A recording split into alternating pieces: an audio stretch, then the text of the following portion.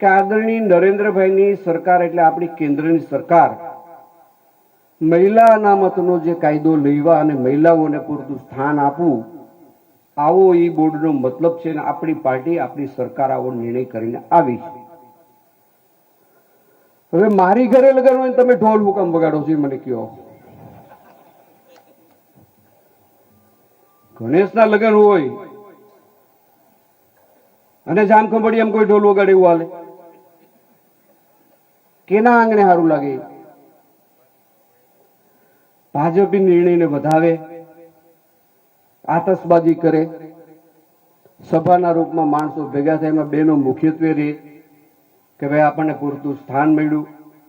હું પણ નરેન્દ્રભાઈનો આભાર માનું છું કે મારા ઘરમાં તો એ કાયદો આજથી 10 વર્ષ થઈ ગયા આવી ગયો છે. લગભગ 2 વર્ષમાં 3 વર્ષમાં મારા ઘરમાં 10 વર્ષ અમલને થઈ જશે. એટલે હું તો ખૂબ જ આભાર માનું છું. હવે એની નીચે એક ફોટો છે, હાથ જોડેલો ફોટો. અમુકનો સારો લાગે, અમુકનો ન લાગે, એવો એક ફોટો છે.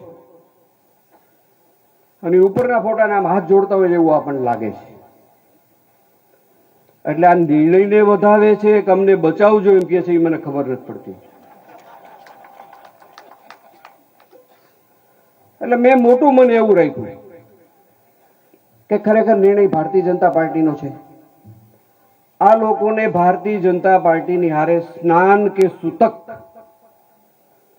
બેમાંથી એકેય નથી. તો આ શા માટે અવડું મોટું હોર્ડિંગ 2-5 હજારનો ખર્ચો કરતા નથી કે એના શું કામ કરે? મારા માટે ખૂબ આશ્ચર્યની વાત હતી. પણ અંતે મેં કીધું ભાઈ હું સભામાં ચોખવટ મારા મનથી જે વિચારું છે એની ચોખવટ કરીશ કે ઉપરના આપણા જે ભારતીય જનતા પાર્ટીના વડીલો છે,